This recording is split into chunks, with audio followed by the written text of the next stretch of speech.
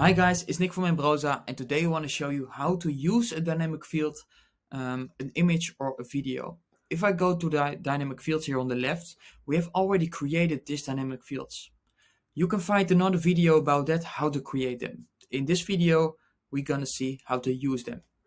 So we created this shop photo as a type image, and this is our fallback value picture. So when I go to content items, I click on this button, add content. I can select here the channel. I will select Facebook post, the test name, and this is the part where you add the files, the video or the image.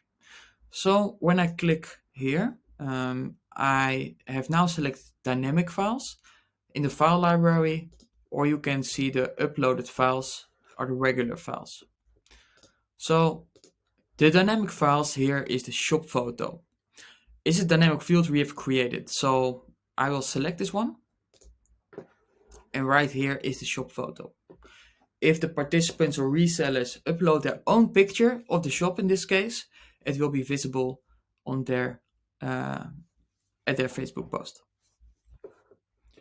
So here I can generate text. I can also add new dynamic fields for text here with these tokens. And I can set availability, shareable from app, and protected or not. I click on save. And now the dynamic field post will be visible right here. Thank you for watching. Have a nice day.